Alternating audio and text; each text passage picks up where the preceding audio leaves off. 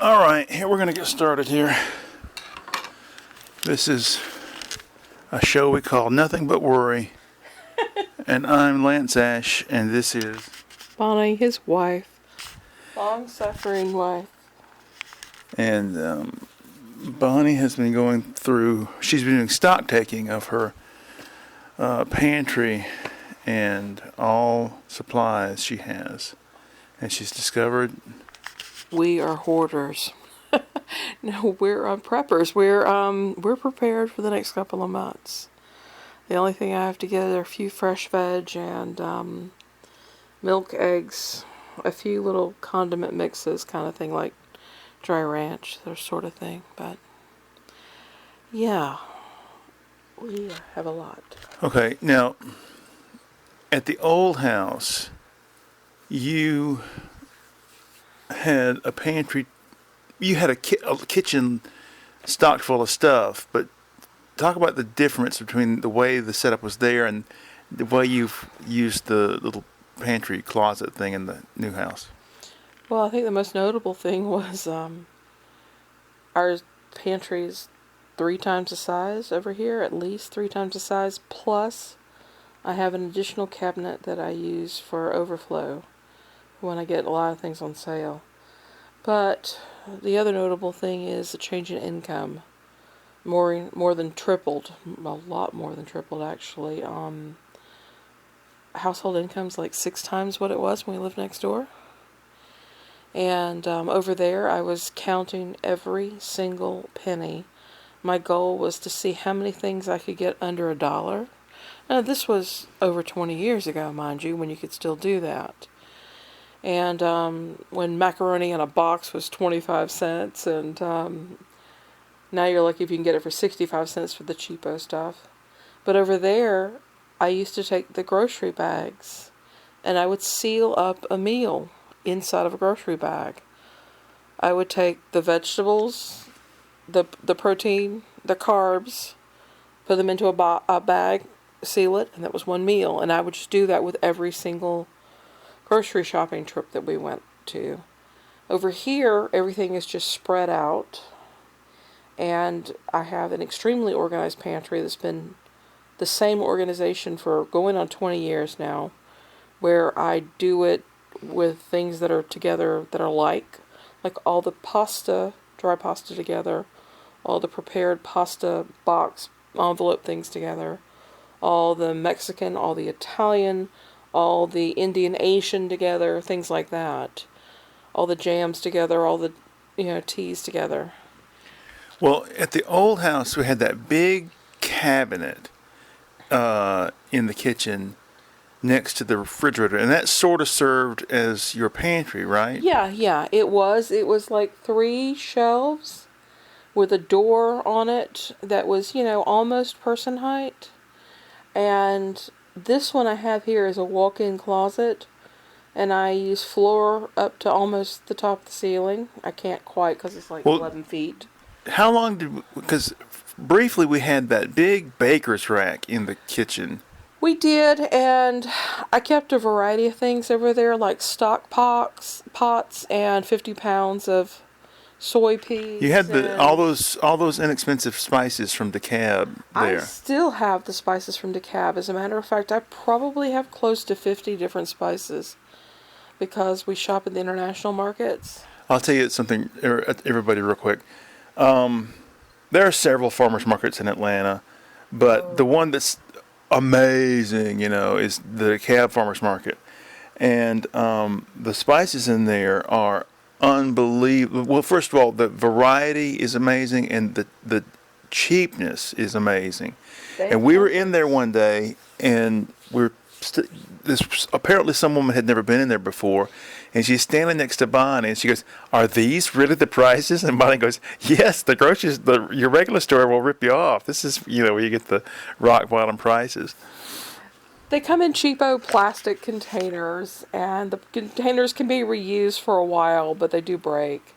And I still use those cheapo plastic containers on the shelves because that's what fits my shelves, or rather, I made the shelves to fit my containers. And so there's no labeling. They just buy it in bulk.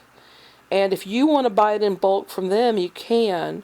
There have been times when we've bought 5 or 10 pounds of a certain spice, and they will specially bag it upon request. Well, And then you'll get a cheaper price than what's on the shelves. I know you've always been very proud of that pantry. You'll open the door and stand there. Oh, I have a well-stocked pantry. I've always maintained a well-stocked pantry, and I circulate it, and I only keep like 6 to 8 of the same item on the shelf so that it doesn't get lost and it doesn't get old. And sometimes instead of having 6 or 8, I'll have a stack of 4 with another stack of 4 on top of it, and then the next shelf has a repeated sort of thing. And I think it's a great design because the shelves aren't so deep that things get lost in them, and everything is together with things that you use. Did you put all those shelves in? You helped me. I mean, it didn't come with any shelves. It didn't come with. It came with a few, but they were the wire rack ones, and they weren't well structured. So I used those in other parts of the house. I just took them out. If I had to do it over again, I would build up from the floor a whole structure and do it differently than we have it in there. But That there's reminds me no of point in doing that. That reminds me of a story. At work, they are shutting down the locker room up front and telling everybody get your stuff out because at the end of the month or whatever, we're going to throw everything away. And this is all related to changing the, sending people to other facilities. And anyway, apparently they're going to move the locker room somewhere else. Well, when I worked in Athens, the lockers were big lockers. They were I don't know, over a foot wide, like maybe 16, 18 inches wide, tall, deep. And I had brought hammer and nails and wood to work, and I built a little shelf unit in my locker.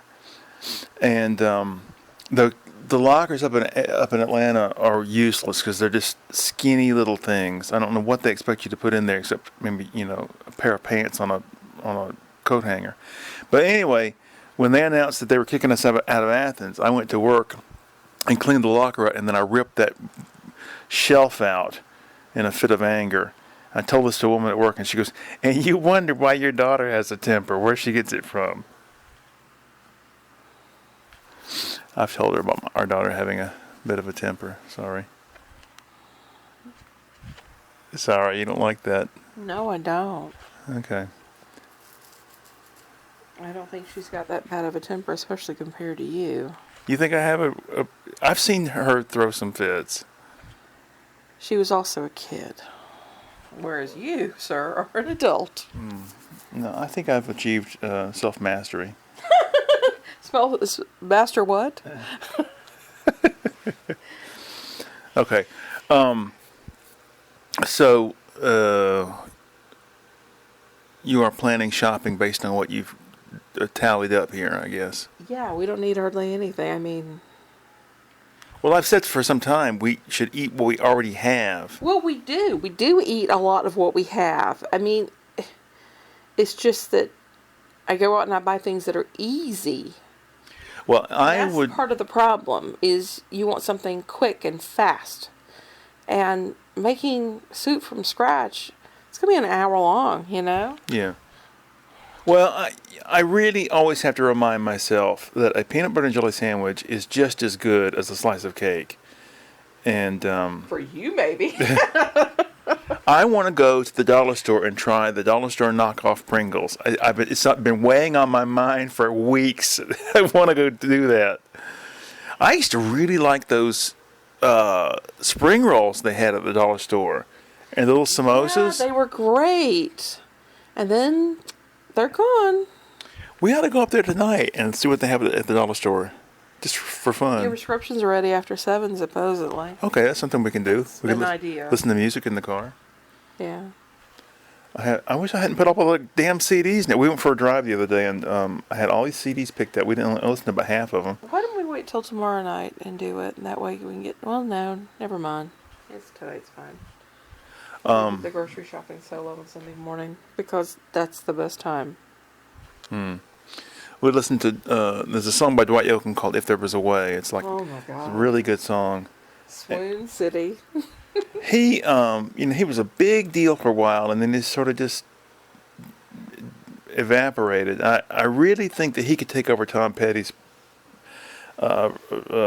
position if he was willing to stretch out into rock and roll or rock-based forms. I mean, why do you, that's one of the problems with country music I have is that it's so formulaic, and it's locked into this formula, and there is no breaking out of it. There's no stretching the boundaries. And I don't know. I think Tom Petty got better and better at songwriting as he got older. It's amazing. Oh, yeah. And you got more stories to tell. Yeah. His song "Swinging" is just fantastic. I'd love to do something like that. I finished writing a song last night. Now I need to rehearse it a couple times and record it properly. Coming soon to a YouTube channel. Hey, I think this is one of the best things I've ever written. All right, you can play it for me later. Okay. So. Oh, you got a gift in the mail this week. Oh yes, friend of ours went to Lebanon or Syria. Lebanon. His family's from Lebanon. Okay, and Bonnie had told them we like certain soap that comes from them, and they sent us a box of this heavy. Olive I like the olive oil soap because I have, with this winter, my skin has gotten so dry and itchy, and the olive oil soap really does help. But it's funny, I guess it's how much oil is in the soap, but each block is so heavy, heavier than regular soap. Yeah, it's like 70+% of the olive oil. Oh, that's the Yeah, it's the makeup. percentage. Yeah. Yeah, I had called Clay and asked him, I said, what can you recommend with regard to Aleppo soap? Because I knew that his partner is from Lebanon, right next door in there. And so he said, ignore that. Anton's family has an olive grove, and what they don't use for food, whatever's left over the discard, they make olive oil soap. So we'll get you some. I was very impressed by that. Well, we ought to. Did you get any pictures of it yet? The soap? No. Because I want to get a picture. Because on one side it's stamped with Arabic, the other side English. I want to get a picture of that. I had let him use my French soap that was 72% olive oil. And it comes in these big square blocks, and he just fell in love with it. But he didn't like the cubeness of it. And it also seemed to dissolve quite quickly. He had to keep taking it out of the shower. So I ended up buying some Greek soap, olive oil soap. How's that working out? It's fine. Still good? I really like the way the charcoal soap smells. I'm always tempted to use But it strips your skin. It just absolutely strips it. Yeah. So don't use that, dear. I like fancy soap. Yeah, we have an entire shelf on one of our bathroom racks that is dedicated to all these different specialty soaps. You've got the oatmeal and almond. You've got the lemon verbena. Different varieties of pear soap. Oh yeah, the pear soap comes in, I don't know how many different varieties. We get that with Battelle Brothers and DeKalb. Well, I've been wanting to try that Hermes soap. It's like a big, long, skinny I'm not paying bar. $45 or $55. Can you imagine? No, I can't. It would be neat to go up to Atlanta to like one of the fancy Soap is stores. what, 16? So, yeah, that's And, pretty insane right there. See if anybody carries that kind of thing up there. Expensive toiletries. Oh, I'm sure they do. Yeah, absolutely. I haven't been to Lenox in years. I was thinking there was a place up there that used to sell English. It was all English miscellaneous. It was right near Lenox. But And I used to get a lot of different varieties of pear soap there. connected to Lenox was Saks connected to Lenox? Was that what it was, or was some other store? I want to say it was in there, But I haven't been to Saks since I was in high school and we got allowances, clothing allowances. Well, we said we were going to have topics, so we wouldn't run out of stuff to say. So, what are some topics? Well, I made you a good soup this week. Yes, she made a Carrot and lentil. carrot and lentil soup, and it was probably the best batch. Cinnamon and allspice in it. So it really, and red pepper flakes in it too, as well as stock. So it just kind of bumped up that warm winter goodness, you know. As soon as I bit into it at work, I was like, "This is the best batch of this I've ever had." It also has garlic and ginger and onion in it. So all that worked together beautifully. I wish we could go to our favorite Indian restaurant this week, but we're trying to cut out all frivolity at the current time. You know, we have money set aside for frivolity, okay? That would be a lot of fun. Yeah, but... Not going to happen this weekend? Well, my foot's so swollen right now. I'll have to put you in a wheelchair. Peter got a insurance bill from hell. $2,000 a year for his car. I mean, we're used to $300 and $500 insurance, you know, on our cars. Is that because he's so young, or what? He's young, and I talked to Terry about this, and she said it's because he's now the primary driver on that car. It puts him in a different status instead of being a secondary driver. We shouldn't have done Told that. them. Right, exactly. I should just say the primary driver on it. Yeah, why didn't you? Honestly, I didn't think about it. Well, why don't you do that now? Because I think they'd be on to us. No, they don't care as long as the right boxes are checked on the proper forms. But I did leave open a thing for him moving out and starting again and blah, blah, blah.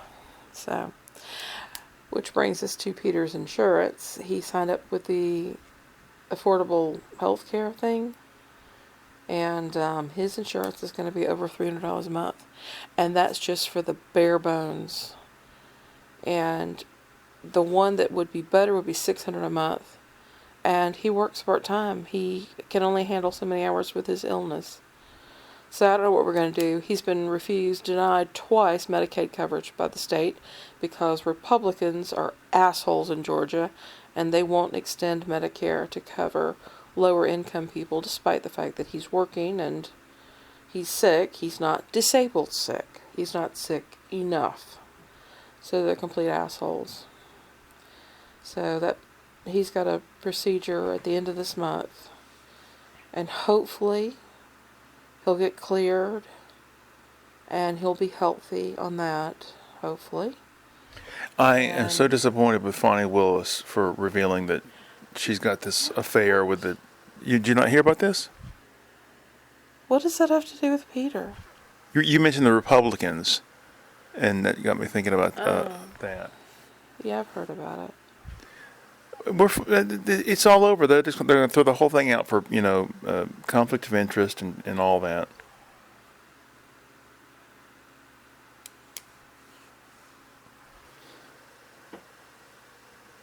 Do they have the title ombudsman here? Yeah, it's a term. Why? But it's not. Is it an official? Is like you got the insurance commissioner? Is it the same thing or? Oh no, it's generally, I believe, a term in legal parlance that has to do with people who negotiate. I don't know if it's settlements or contracts. When you enter into a contract, you agree to a oversight to reconcile differences or conflicts. I think that's what they have to do. What they do? I need to look that up. It may have to do with oversight in general. I'm not sure. Well, what else did we listen to? We listened to Peaches and Regalia by Zappa. And despite having not heard it in over a dozen years, I recognized it immediately.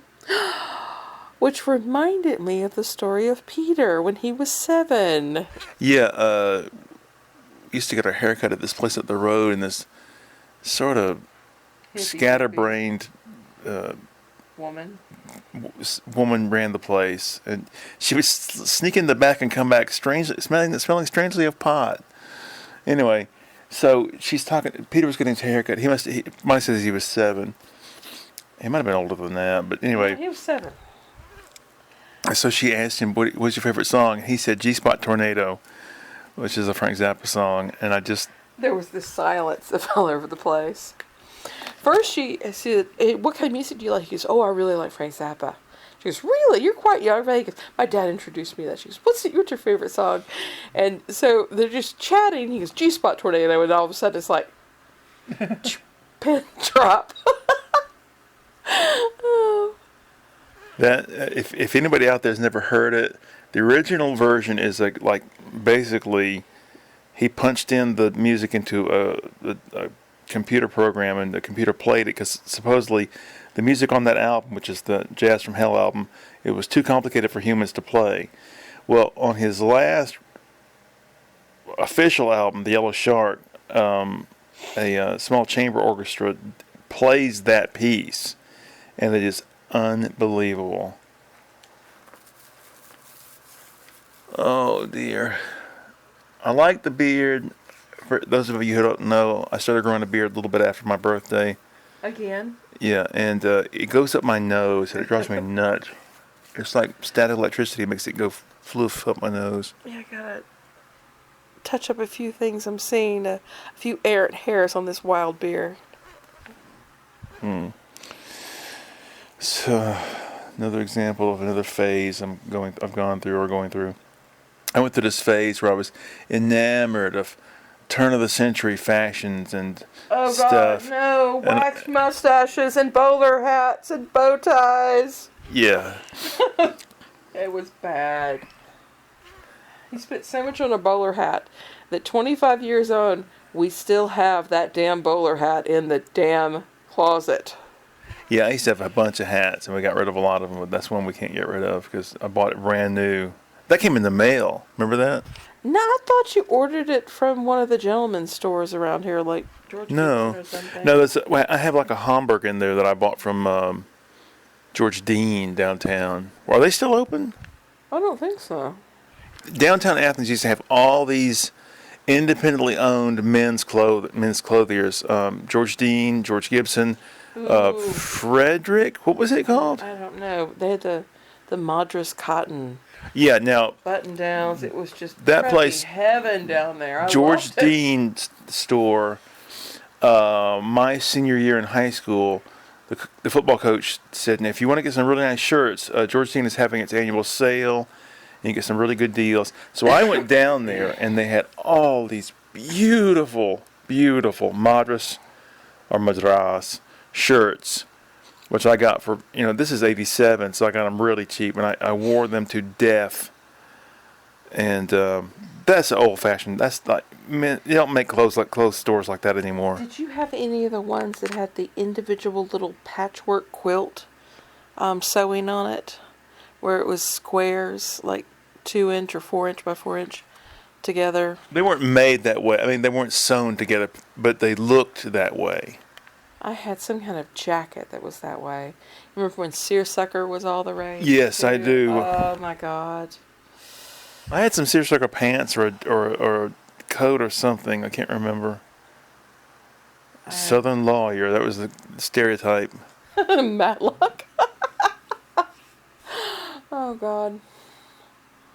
Back in those days, can you imagine living back in those days before air conditioning here in the South? Mm-mm. Oh my God. Absolutely not. I had a taste of the tail end of that as a child because I went to this would have been 77, went to a tent revival down what used to be the fairgrounds next to the High school. high school. And it was a huge, huge tent with sawdust thrown down, folding chairs. And when you went in, each folding chair had a hand fan on it printed with like, provided to you by so-and-so funeral home or whatever.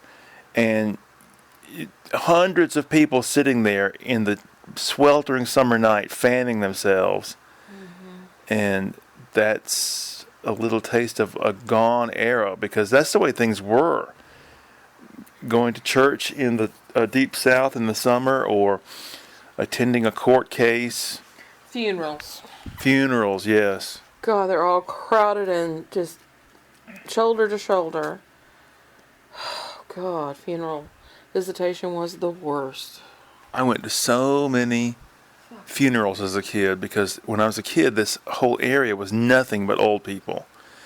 And the funeral home down in Crawford, it was really dark in there with all these padded chairs and little accent lights. And they Yeah, had, all the lights were on the walls. well, no, these had like little table lamps, so intimate, you know. But the thing is, they had all these free things in there stamped with the funeral home's logo. You had little like individual package of Kleenex, or little package of what do you call it, lotion. Sometimes you get a sewing kit. And I, being a little kid, I would just sit there bored and just steal everything I could get my hands on, When's the last time you had to stand online for a funeral visitation? I chose to. What do you mean stand online? What do you mean? When it was long. You mean wait to see the body? Yeah. Oh God, when I was a kid, maybe. We never had to wait. Mine last time was, I'd come back to Athens for a short while, and John Schwartz's dad got murdered. Uh-huh. He was stabbed in the neck while running his liquor With a store. screwdriver. With a screwdriver, yeah. And I had known John from ages ago and dated a friend of his in college. And I remember going down there, and the place was packed, and walking up. And I had no idea he was even married or anything like that. Walking up, standing on line, and expressing my condolences to him and his wife for his father's loss. And it was just somber, but I could not believe the turnout. There were hundreds of people, and apparently it was one of the largest things outside of the cop killing a couple of years back. That was another thing. When the cop got killed, Buddy Christian, Yeah. the city closed down the whole of the main road, and they had the, what are the horse and wagon called? Caisson? The caisson. Take him out from downtown police station all the way out to that big funeral graveyard next to the mall. Mm. Well, I remember a distinct memory I have. Oh, we're running over time here, so Dear. we're going to wrap this up soon. I remember a distinct memory. My father's mother's mother died when I was about maybe 5, 6, somewhere in there. Mom? Yes. And going to the funeral home, it was some kids. It was me and my sister, I guess, and maybe, I don't know who all, just a little gaggle of kids going there. And I remember my Aunt Florence coming towards us and kneeling down and saying, "Now look, you're about to see the body, and I want you to know that she's not sleeping. She's dead. She's in heaven with God right now," and all this. Lord. And I'm like, okay. And I remember thinking, yeah, I'm not so little that I don't understand the difference between sleeping and dead. I remember being a kid and thinking, why is she telling me this? Yeah, they still use these euphemisms for it. Like passing. And the dog gone to live upstate on a farm. Well, I remember my conception at the time was like, when you go to heaven, it's like clouds, and God is this Santa Claus-like figure, All right, we're going to wrap things up. We went overtime, and we didn't say half what we wanted to say, but all right. So, anything else to add?